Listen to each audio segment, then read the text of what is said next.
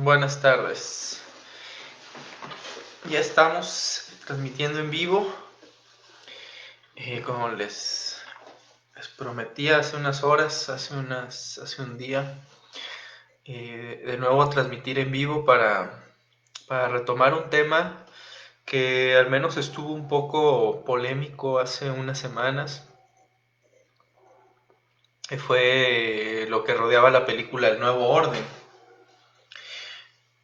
También me chuté un par de entrevistas del director Michel Franco y también voy a analizar un poco sus respuestas y su posición frente al mensaje de la película.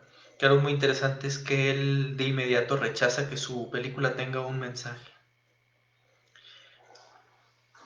Pero bueno, esencialmente vamos a tratar de analizar estas dos películas. Pero al vivir en Nuevo León, no puedo no hacer un comentario respecto a la situación del gobierno estatal ahorita. En Nuevo León se va a implementar una restricción a nivel comercial, a nivel, sí, un cierre comercial, podemos decirlo así, de sábados y domingos.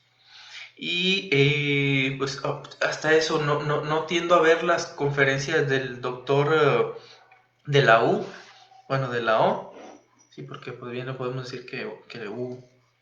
El doctor de la U, no tiendo a ver esas conferencias, pero hoy me la tuve que aventar y les digo que no, he visto cosas más desesperantes, pero ver sobre todo sin explicación, la campaña de salud tan conocida, extendida, que es la apelación al miedo, pero sobre todo una secuencia de información que tiene que ver con una ausencia de dialéctica impresionante. Eh, pero bueno, no sé si eso se quiere escuchar ahorita. Y yo sé que el en vivo es para hablar de las películas, pero nada más me tardo 2, 3 minutos para reflexionar algo sobre esto.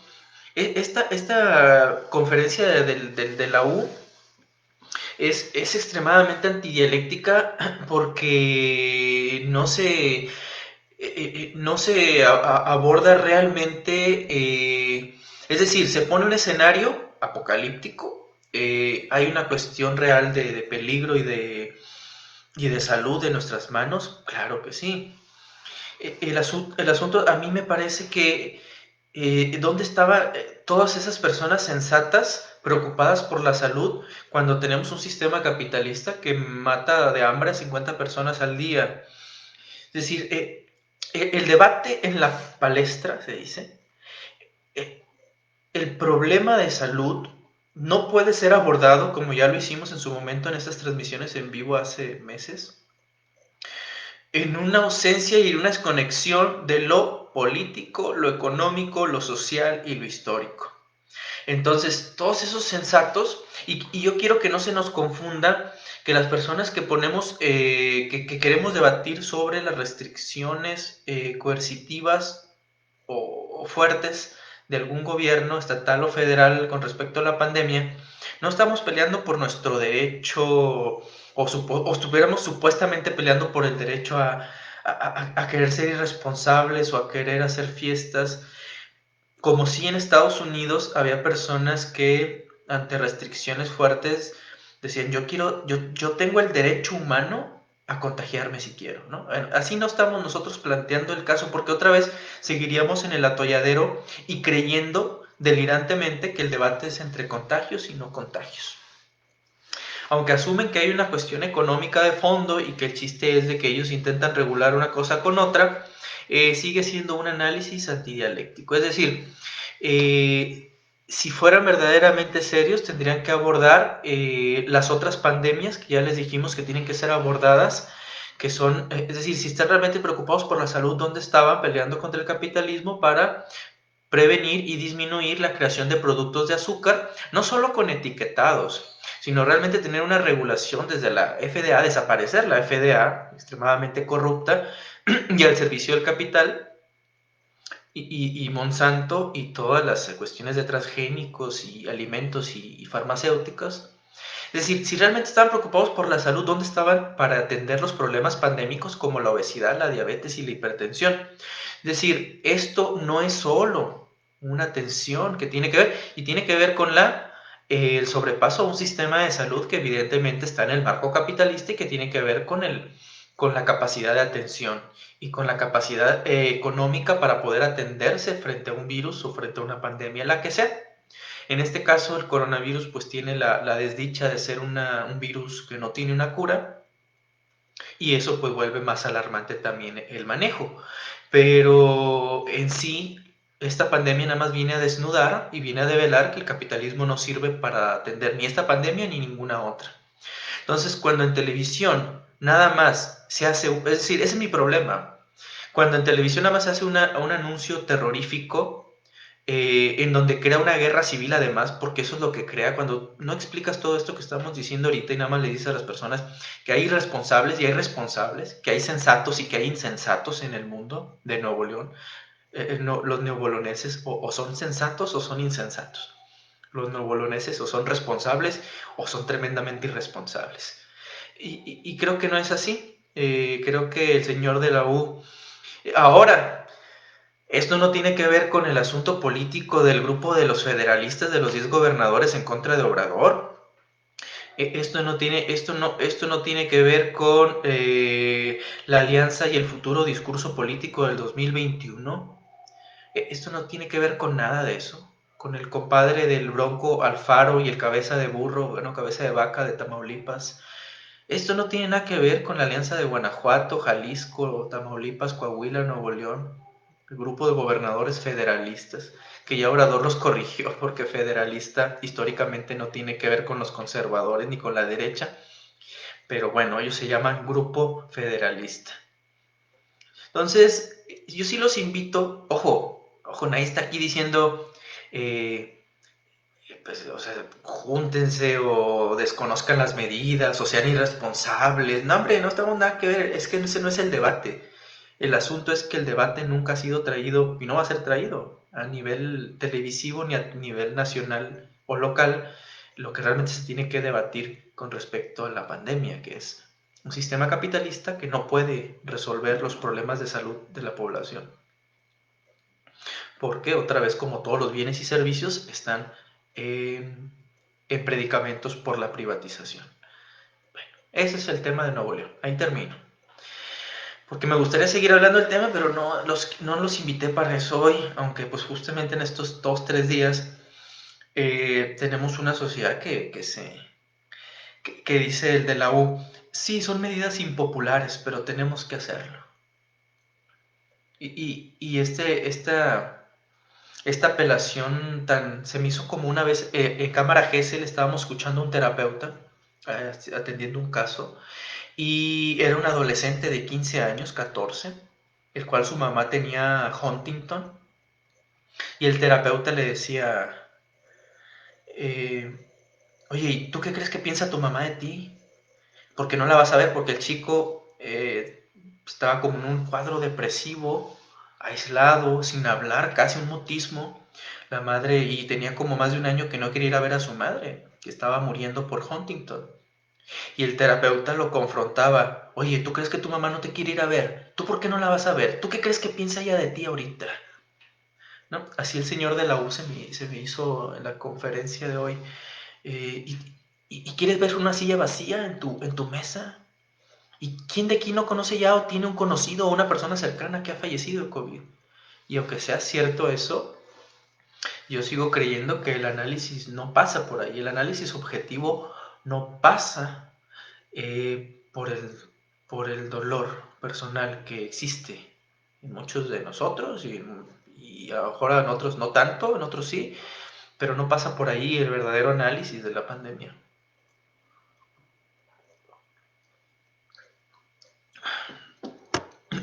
Bueno, ahora sí me voy a las películas. Espero que ustedes ya hayan visto estas dos películas.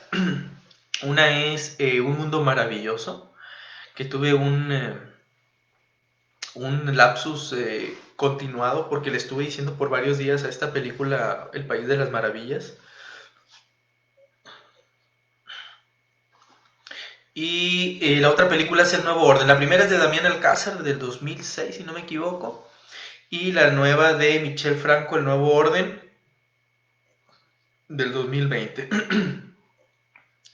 En el mundo maravilloso tenemos a un sujeto pobre, a un lumpen, que por cuestiones más azarosas termina arriba de un edificio. La gente le empieza a gritar que no se tire. Este edificio resulta ser el centro financiero, parece que de México. Y entonces cuando lo bajan, los reporteros oportunamente, eh, amarillistamente si se quiere, le empiezan a cuestionar si él es un manifestante que está en contra del poder financiero y de los bancos privados y del poder bancario internacional, etcétera. Y él, todo sacado de onda, dice, no, por ahí le sacan algunas respuestas fuera de contexto, y entonces él se vuelve un mártir y todavía no mártir, se vuelve un líder pues de la oposición, ¿no? Al poder financiero. El que parece ser el secretario de Economía de México en la película, se ve lleno de protestas, se ve en predicamentos, se ve en jaque. Los periodistas, aquí lo interesante es que pintan a un periodismo meramente oportunista. Aquellos que intentan sacar la nota amarilla o roja del gobierno federal simplemente por ventas de periódicos. Y este análisis es parcial, ya que los periódicos, si bien en su momento el gran dinero era por el tiraje, es evidente que desde hace muchos años y desde sus mismos inicios, el poder de la prensa mediática, de la prensa escrita y publicada y luego radiodifusión, tiene que ver con los poderes financieros, con los que financian los espacios escritos y televisivos y radiofónicos. Entonces, esta es una imagen extraña, es un diario de oposición, pero, es decir, se desconecta de los intereses políticos a los cuales están ligados todos los medios de comunicación, que luego por eso es muy difícil identificar. Por ejemplo, en este caso, ahorita mismo también ustedes bien pudieran, justamente en este nuevo espacio de difusión que son las redes sociales, a veces cuestionar que también llega a haber espacios pagados, espacios financiados. Pues en mi caso les claramente que no existe algo así, pero bien ustedes se los pueden preguntar, ¿no? También de este espacio y de cualquier otro. Estos espacios se vuelven siempre la oportunidad para un poder político. Entonces eso en la película está muy extraño, no parece ser la realidad. Y tenemos a un sujeto que recibe unos sobornos, dice, ¿sabes qué? Ya no hables con los periódicos, ahí te va un dinero. Y entonces él anda bien feliz, porque su sueño, y una frase que se repite muy seguido, Damián Alcázar en la película es, más vale un día de rico que una vida de pobre. Y este es el mismo subtema de la película. Fíjense, por eso el análisis de hoy es la reacción frente al capitalismo. Un pobre dice, más vale un día de rico que una vida de pobre. Damián Alcázar, junto con sus amigos los vagabundos, luego tratan de emular su acción para conseguir más dinero. Simplemente es, otra vez me voy a tirar, denme más dinero. Otra vez accidentalmente lo consigue. Damián Alcázar, le dan ahora mucho más dinero. ¿Sí? Y sus demás amigos se van a querer también tirar de otro edificio y nadie les hace caso. Él consigue casarse con la chica, le dice que también Fíjense que esto de las clases sociales es muy dramático porque Damián Alcázar es en la película alguien desposeído de absolutamente cualquier bien privado, posesión, y a unos que viven en unos tejabanes, en un espacio olvidado, tal vez en esos lugares muy precarios, como en el Estado de México, en Ecatepec, donde grabaron Eliseo, una película de Hollywood. Y desde ahí, de esos tejabanes, en donde se trabaja pepenando basura, se ven los edificios de la gran metrópoli. Y ahí va Damián Alcázar y le pide a esta chica que se case con él y le promete una casa bonita y algunas otras cosas, no me acuerdo. El ideal, aquí al menos vemos la reacción frente a la imagen idealizada del capitalismo, que es ya tengo mis cositas, no me moleste, ¿sí? Déjenme tener mis propias cosas. Bueno, lo más importante es el final de la película Un Mundo Maravilloso. Este este secretario de Economía, este secretario de Economía, perdón, este secretario de Economía se ve en predicamentos, ¿no? Se ve siempre en la tentación también de o lo matamos o qué, pero lo necesitan vivo. ¿Por qué? Porque si no sería peor publicidad para él, ya que este regulador de la economía diciendo que hay un montón de pobres, durante la película hay unos debates bastante interesantes, dicen que hicieron una estadística en donde la mayoría de los pobres atribuye su pobreza o a mala suerte, o a Dios, o que así es la vida, ¿sí?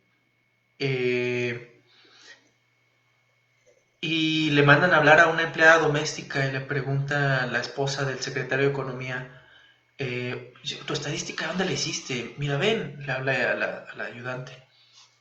¿Tú por qué y tu familia tienen precariedad económica? Dice, pues antes pensaba que era por mala suerte. Luego también pensaba que pues, todo es voluntad de Dios. Y ahora no, sé que es de este pinche gobierno. Yo creo que ahí la película intenta mandar el mensaje de concientización, ¿no?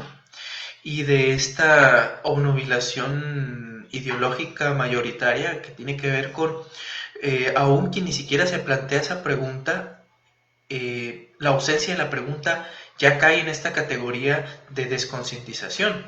O sea, el por qué, si yo a lo mejor no me va tan mal, ¿por qué hay gente a la que le va tan mal en este sistema? ¿Sí? Es decir, la pregunta no está formulada y por lo tanto no hay opción de contestarla.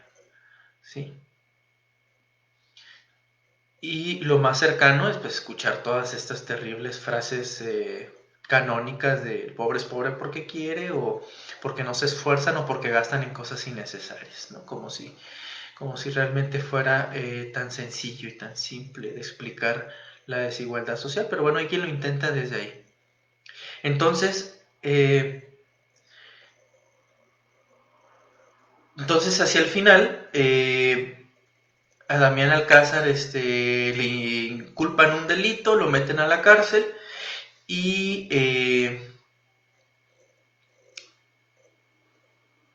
sí, pues se hace un abuso de poder, le quitan lo que tenía y después de unos años sale y pregunta por su esposa. El suegro lo odia, le dice que estaba muerta, pero no es cierto. Ella intentó sacarlo de la cárcel, no pudo, perdió todo, vendió todo y entonces empieza esta cuestión de venganza.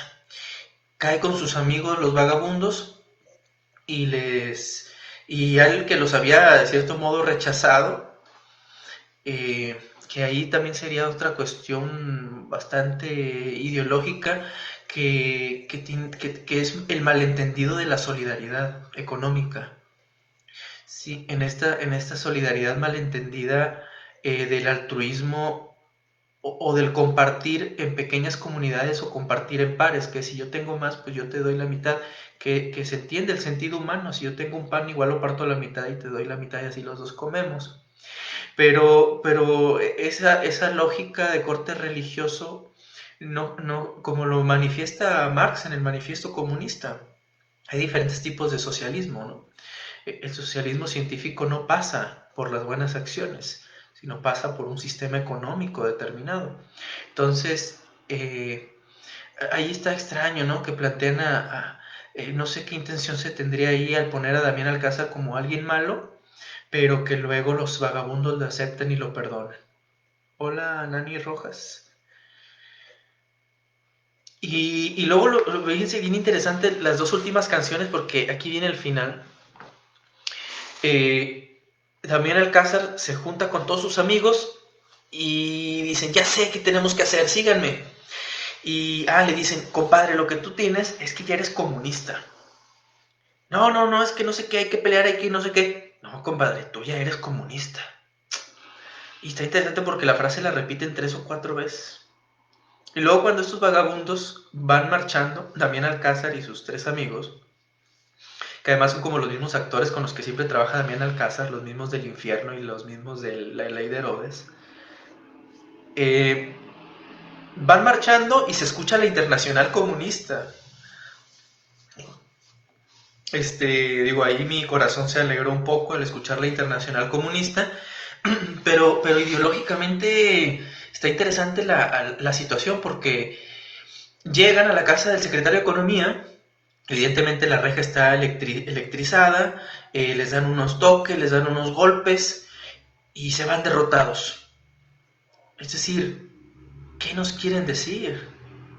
¿Habrá un cierto mensaje ante la acción armada y ante la irresponsabilidad o lo atrabancado de muchos golpes militares o de muchos golpes de fuerza de los grupos de oposición o de los grupos oprimidos? Sí, la bomba molotov, el pintar las calles, que yo no estoy en contra de eso, ¿eh? Para mí, esas críticas que vienen desde el lado conservador de que, ay, pero ¿por qué rayan? Ay, pero ¿por qué hay formas de protestar? No, yo no estoy criminalizando en ningún momento la protesta. Creo que todo eso es entendible y es mucho más criticable el sistema opresor que la persona manifestante. Entonces, no me sumo para nada a eso. Pero lo que sí creo que hay una crítica es pues a plantear mejor nuestra organización. ¿Cómo nos vamos a unir para triunfar? Para no ir a dar un golpe de 1 contra 10. O sea, yo voy solo con 3 otros compadres a meterme a la casa del secretario de Economía y espero triunfar. Pues no, no. Pero no sé si haya sido una burla, pero qué interesante, ¿no? Que nos hayan puesto esa escena de la Internacional Comunista yendo a derrotarse a sí misma frente a los guardias de seguridad del secretario de Economía. Y hacia el final, después de la derrota, Damián Alcázar le dice a su esposa, a su hijo y a sus compadres, ¿saben qué, compadre? Porque luego para esto la iglesia lo agarró a golpes, una familia le ofreció comida y todo, se portaron buena onda con él. Y hacia el final de la película les dice, ¿saben qué? Yo sé cómo le vamos a hacer para salir de esto. Y entonces en la última escena de la película están en las noches de Navidad cenando pavo en un hogar calientito. Está en la televisión dándole el premio Nobel de Economía, el secretario de Economía de México, tal como ocurrió en su momento con Milton Friedman, que además lo aumentan en la película. Ese desgraciado de Milton Friedman dijo que si por él fuera, privatizaría todo en el mundo excepto las calles y el ejército. Fíjense nada más. Con esa frase tan contundente uno le pudiera preguntar si hasta privatizaría a su madre, porque no la excluyó. ¿Sí? Entonces cabe la fórmula. ¿Sí? Milton Friedman dice, yo privatizaría todo excepto las calles y el ejército. Pues sí, imagínense. Simplemente quedaría un estado meramente bélico. Y habría que preguntarle cómo sería la función del estado ahí para Friedman. Pero bueno, es lo absurdo del capitalismo. Alguien terminaría comprándole ya lo que le queda al estado, que en realidad sería sería, si ya soy dueño de todo. Y están dándole el premio Nobel de Economía, cosa terrible, ¿no? Como Obama el premio Nobel de la Paz, o como premio al estadista del año a Peña Nieto. Son de estas cosas que bueno, no se entienden, pero bueno, se entienden en la lógica de ellos mismos. Creo que en Big Bang Theory también existe toda una carrera impresionante por conseguir el premio Nobel, ¿no? Y al final la serie se termina cuando le dan el premio Nobel a Sheldon, como si justo ese premio completamente, porque los intelectuales de Big Bang Theory son asociales, es decir, carecen de todo análisis social, pero justamente es el tipo intelectual que se busca hoy en día. Y entonces, perdón, me fui. El premio Nobel de Economía en la televisión, está la última escena del mundo maravilloso. Se empieza a escuchar de fondo la canción de Louis Armstrong, A Wonderful World, que yo odio, saben que odio el inglés, pero una de las pocas canciones que escucho y he escuchado como sangre por sangre unas 1000 veces es A Wonderful World de Louis Armstrong. De hecho, en el programa de radio de psicología de la Metropolitana, cuando coordinaba ese programa, porque si funcionaba también era por muchos meses y años, si funcionó es porque se tenía que organizar. Y, y me tocó ir muchos lunes, sobre todo cuando ya no teníamos alumnos que hicieran programas en vacaciones, me tocó ir.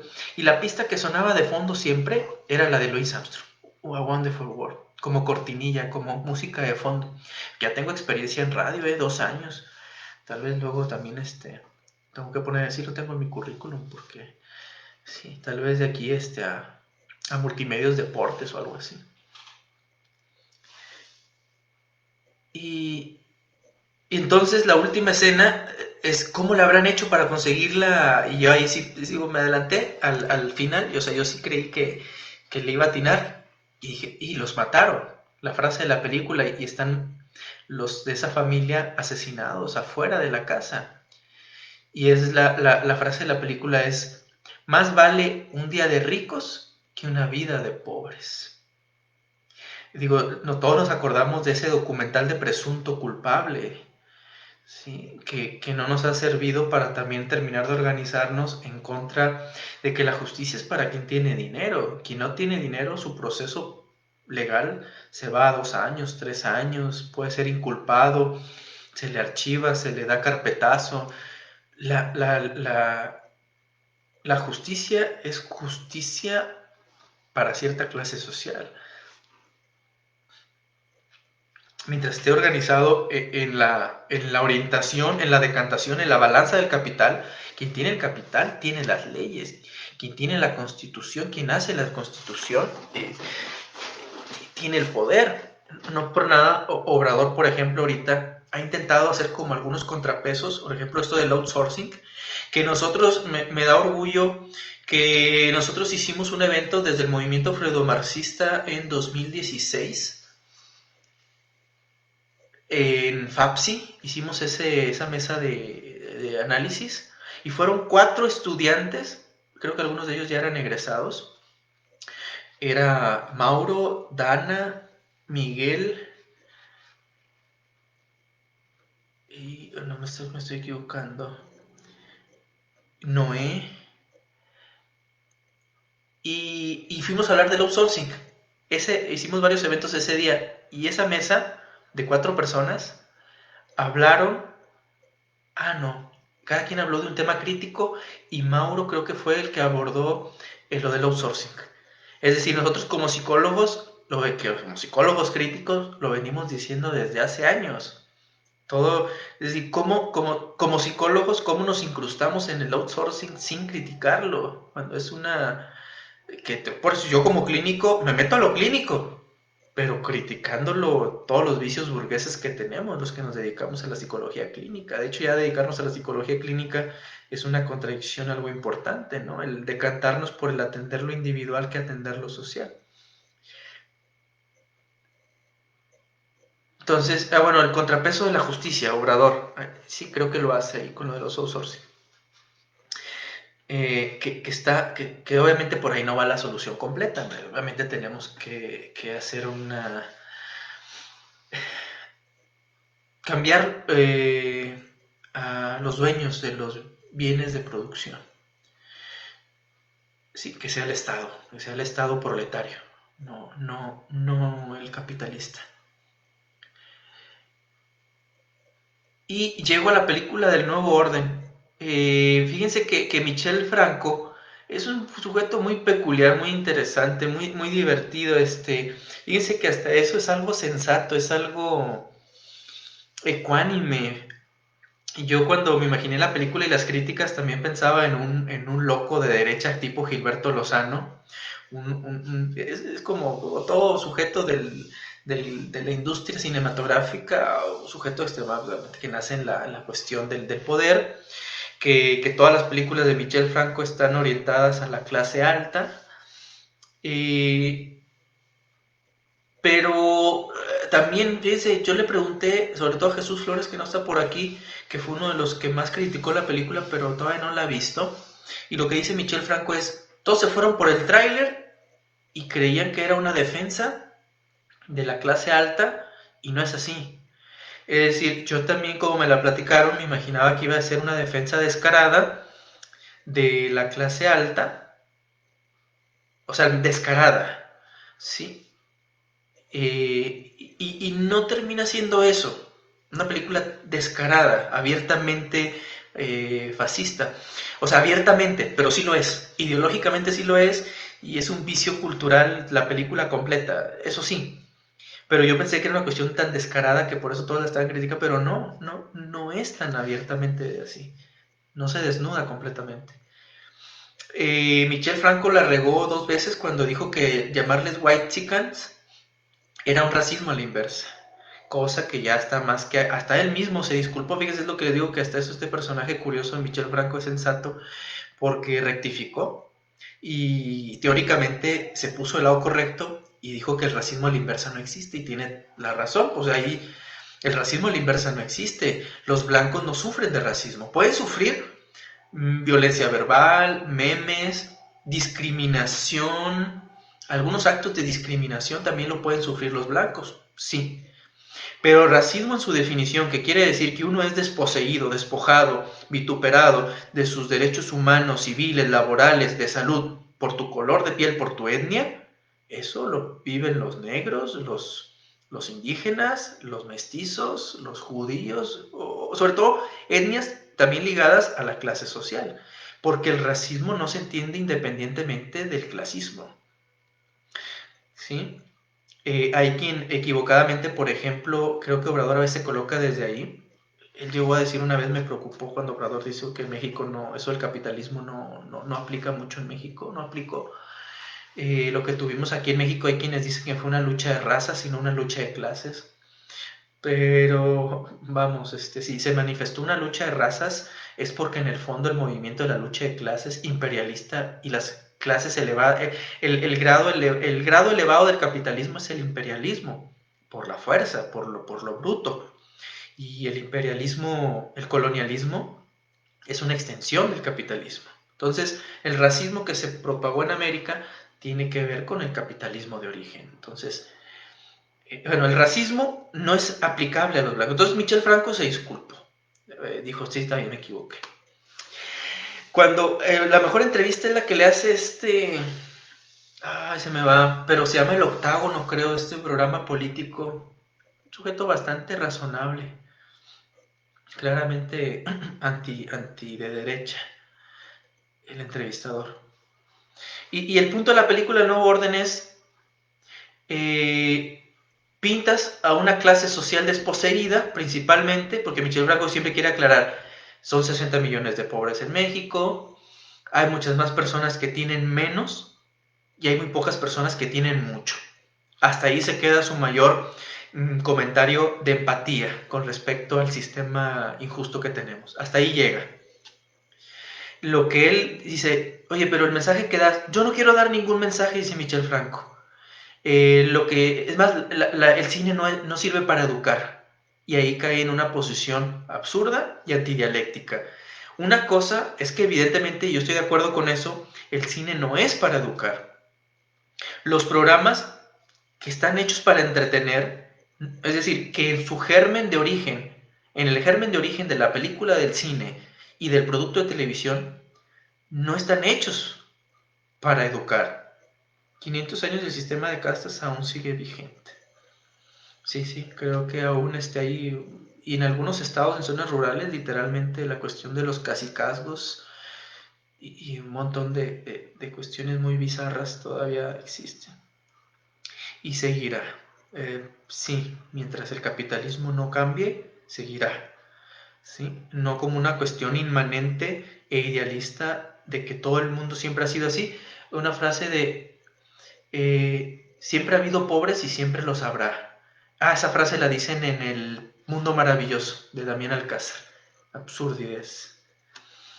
Y la película trata de una fiesta de ricos donde llegan de repente unas manifestaciones y empiezan a saquear. El mundo distópico que plantea Michel Franco no se aclara nunca porque aparentemente existe una cuestión coludida con los movimientos golpistas, con los movimientos reaccionarios, en donde al mismo tiempo que supuestamente todavía hay una parte del lado de la ley y el orden capitalista, intenta rescatar a las personas ricas secuestradas. Pero este sujeto comandante del lado de la legalidad al mismo tiempo tiene comunicación con las autoridades de estos otros militares que tienen secuestrados a los ricos. Es decir, alguien que está en los dos bandos. Es decir, que al mismo tiempo el lado legal se sirve del lado ilegal, como también sabemos ocurre dentro del sistema capitalista, que es un sistema fallido para establecer la ley y el orden. Sí, simplemente la cuestión de los crímenes. Y ¿qué iba? Ah, sí. Y la clase desposeída que llega de las manifestaciones, una de las mayores críticas es que pinta a esta clase social baja, a los proletarios, a los pobres, como zombies. Esta escena es terrible, es justamente donde ahí se desnuda sin desnudarse Michel Franco, que les digo, la película no es abiertamente descarada, pero ideológicamente sí lo es. Se sube a la barda y el dueño de la casa dice, ¿qué quieren? Váyanse. Entonces están los proletarios así nada más como zombies, sucios, deshumanizados, irracionales, iracundos, ¿sí? Incapaces de pensar, de pronunciarse socialmente en sus demandas políticas o sociales, son simplemente sujetos llenos de ira y de venganza que van a matar gente, golpear, a saciar impulsos sádicos que tal vez ya estaban ahí, porque tal vez Michel Franco les proyecta que los pobres además son bastante malvados y que si se les presenta la oportunidad van a desgastar toda su ira y su furia contra los ricos de esa manera.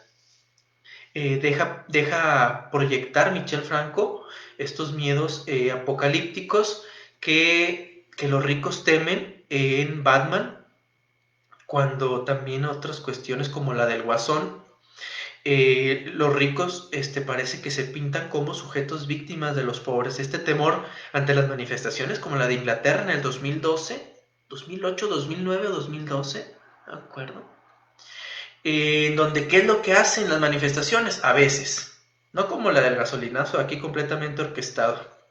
¿Sí? Aquí la investigación, fíjese que no soy periodista, bueno, pero sí soy periodista, yo soy periodista.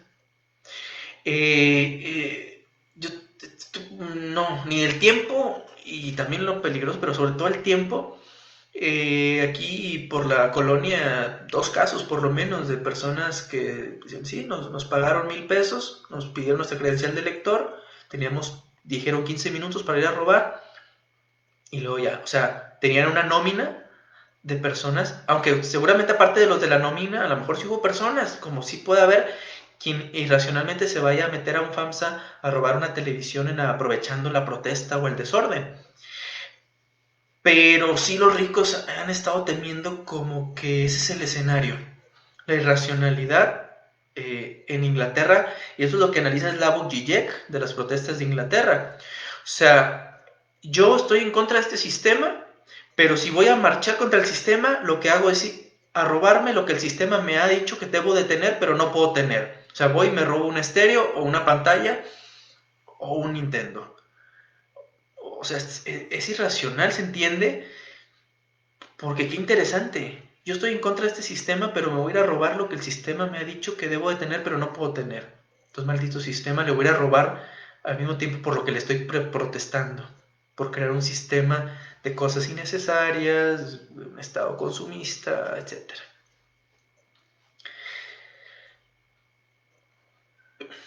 Michel Franco contesta ante su película El Nuevo Orden que no, que al contrario, que más que pintar a una clase proletaria deshumanizada y zombiesca, hay unos personajes de la clase proletaria, de los pobres que salen ahí en la película, que dice, ¿ellos son muy humanos? ¿O a poco ellos no son muy humanos?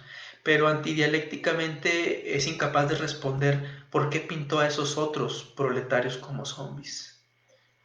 Es una burla a la protesta, es una burla al sufrimiento, es una caricaturización a la manifestación irracional, sí. Tal vez no es la mejor forma de organizarnos, no es la mejor forma de luchar contra el sistema capitalista. Gastamos fuerza, nos desgastamos, perdemos, nos encarcelan, nos persiguen, si aviento la piedra contra la patrulla, sí, evidentemente ahí no vamos, ahí perdemos fuerza, nos desgastamos, pero eh, es caricaturizar, es ridiculizar la protesta y Michel Franco, pues es evidente que además los elementos sexuales de la película creo que da otro elemento subjetivo e inconsciente en pro de la clase alta, porque la violación ocurre aquí contra los ricos. Y toda la violencia familiar, producto del desgaste económico y social histórico de la clase baja, se ve reflejado en la violencia familiar y violencia sexual. No se justifica, no estamos justificando, simplemente tratamos de entender que eso no puede estar desligado de todas las condiciones materiales e históricas de la clase desposeída. Entonces, las violaciones y la violencia física que ocurre en la clase baja, las violaciones de justicia en los arrestos a la clase baja, el abuso de autoridad de los policías ministeriales o militares a la clase baja, la desaparición de los 43 normalistas, Atenco, Tlatlaya, el 68, es decir, el gran sufrimiento histórico de la violencia del Estado y de la violencia de las leyes, de las fuerzas del orden, es de la clase proletaria. ¿Sí? Y yo creo que no sería de caer en un desgaste, en un debate de, bueno, pero los ricos también lloran, bueno, pero los ricos también sufren. Pues sí, seguramente también tendrán algún sufrimiento y sobre todo sufren neuróticamente igual que los pobres. Yo eso también lo acepto sin ningún contratiempo. No me tardo nada en aceptar que el rico también sufre neuróticamente y que está también enajenado de su propio sistema y que también está envuelto en la falta neurótica. Pero hablando ya de cuestiones legales, constitucionales, históricas, jurídicas, laborales, salariales, sí, el sufrimiento. Entonces, lo que hace la película Michel Franco es, dice, lo único que quería era mostrar ahí las historias de 8 personas y que de alguna manera se vea el sistema desigual que existe. Caray, ese era tu objetivo. Bueno, pues no lo logras, ¿no?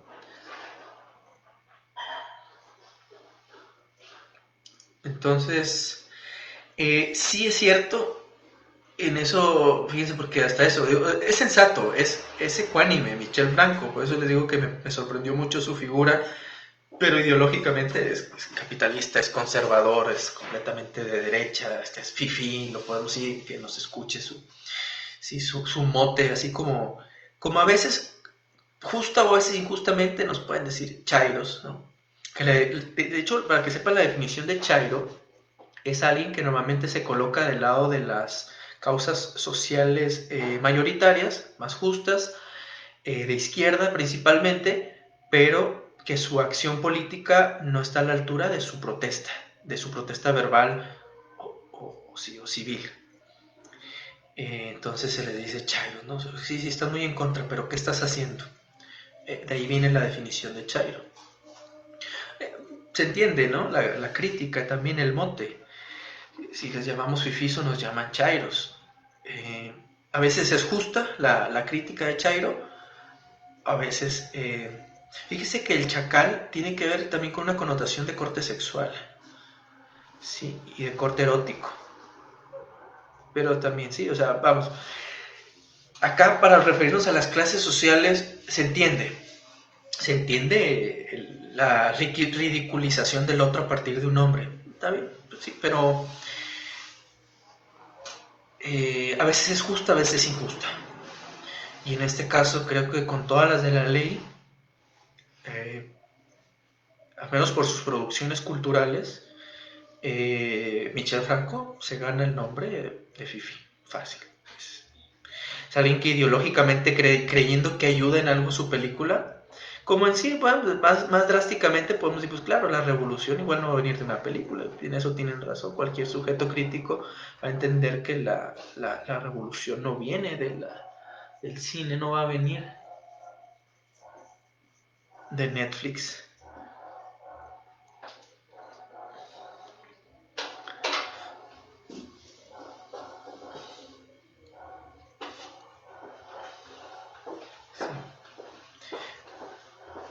Bueno, fíjense que hoy en el tema hemos tenido, creo, un buen número, una buena constancia, o sea, eh, a pesar de que ha sido extenso el análisis, han estado desde las 5, 4 y media, han andado entre 18, 15, 12, pero creo que es un buen número. Bueno, los dos escenarios, Michel Franco se equivoca. Ese escenario frente al capitalismo no va a ocurrir. Eh, no va a ocurrir más que como en chispazos, como en brotes. Eh, no. El escenario más apocalíptico que pudiera ser más viable es el de Orwell de 1983, 1984, 83. Me confundo porque el libro tiene un año y en Netflix salió una serie que tiene un año anterior o posterior.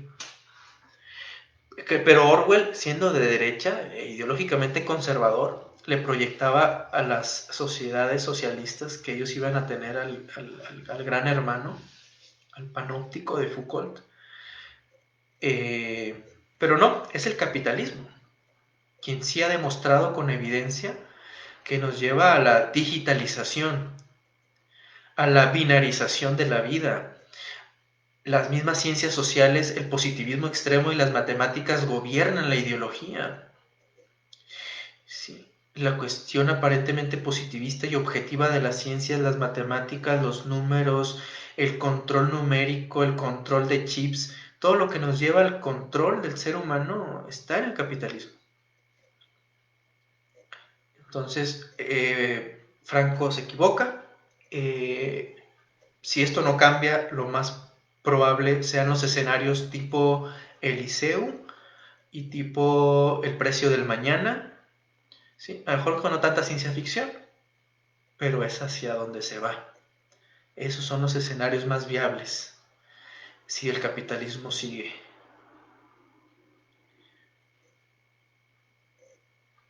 ¿Sí? Por eso hay que plantearnos una reversa. Yo sé que todos los que somos comunistas no nos gusta la socialdemocracia. Digo, por mí, pues, vamos a armar bien el comunismo, entonces vamos a abocar todas nuestras fuerzas, pero bueno, si es uno el que lanza todas las fuerzas hacia ese lado, pues si no quieren lanzar la fuerza hacia el comunismo, bueno, ok, no. Tampoco quieren lanzar sus fuerzas hacia la socialdemocracia. Bueno, políticamente, ¿qué quieren hacer entonces? Díganme, ¿qué quieren hacer? Porque con lo que me refiero es, vamos a ver, estamos metiendo un freno con la socialdemocracia, con el López Obrador. A partir de ahí, sigamos en la dirección hacia el socialismo. ¿Cómo nos planteamos? Pues bueno, sí, es en la acción política. Y para eso Todavía tenemos mucha deuda los académicos. Tenemos mucha deuda. Pero al mismo tiempo, no es justificación, pues distribución de tiempos también lo que conlleva entender bastante bien el fenómeno humano es mucho desgaste, mucho trabajo, para no caer en los mismos errores históricos. Bueno, ya por último quisiera dar algunos avisos. Bueno, en media hora empezamos con el evento de David Pavón Cuellar. Ahorita me va a quedar media hora para preparativos, organización de audio, de video, de todo. Sí, así como el meme que hacen ustedes, ya, es hoy el evento, a 100 años. Es decir, hoy le ponemos un pastel a Freud después de 100 años de Más allá del principio del placer.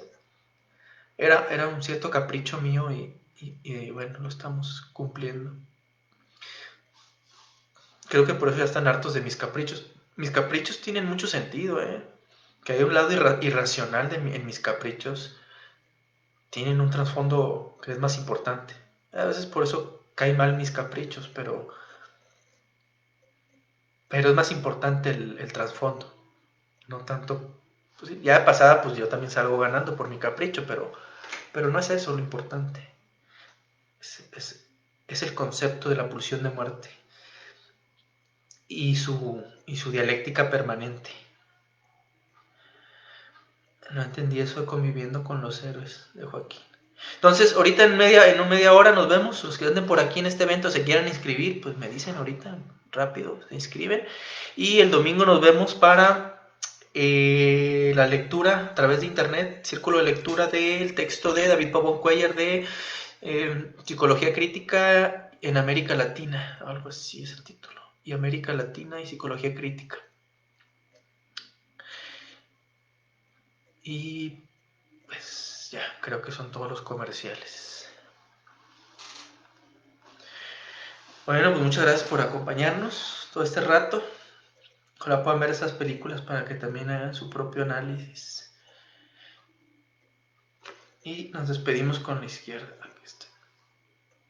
¿Sí?